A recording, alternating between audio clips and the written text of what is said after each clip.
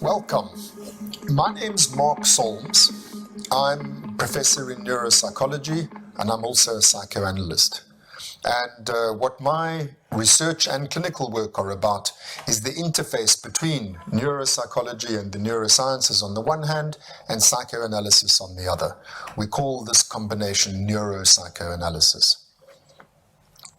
I want to tell you a story about how I come to be in this field, which is a true story, which I hope will give you some understanding also as to why I think it's important, why what I want to tell you about in this course is important. When I was about 6 years old, one Sunday morning, my father came into my brother and my bedroom that we shared and woke us up for Sunday school, which is what we normally did on Sunday mornings. But on this Sunday morning, he said, "Boys, I know your mum wants you to go to Sunday school. It's because she believes in that stuff, but I want you to know I don't believe in that stuff. So if you don't want to go to Sunday school, you don't have to."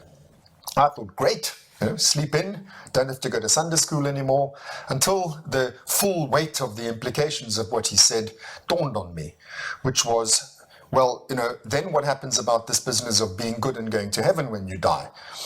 Maybe you don't go to heaven when you die. Maybe you're just gone when you die. And that caused me literal panic attacks. The panics then led to a sort of a despair because the further thought was, well, what if that is the case, that I'm just going to be snuffed out for eternity, then what's the point of doing anything while I'm here? It's all going to come to nothing. And I'm not going to be here to experience any reward or pleasure from, what I've achieved. So why achieve anything?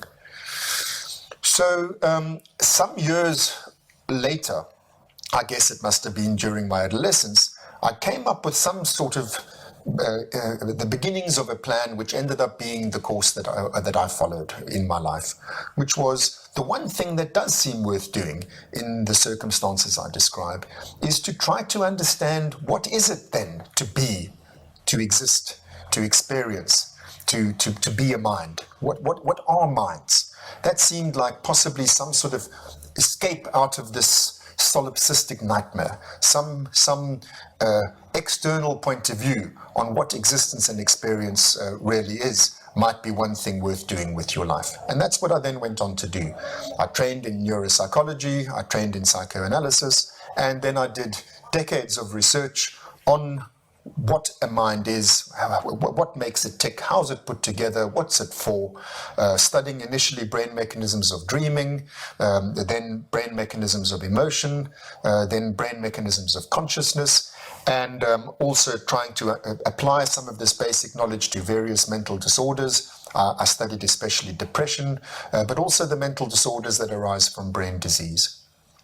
What I want to do in this course is distill from those years of research and clinical experience some of the essential things that I believe I've learned about what the mind is and why we have one, and why I think it's important for you to listen to what I have to say is because, as I've told you, don't forget, you are your mind. It's all you are, it's all you have. Something certainly worth studying.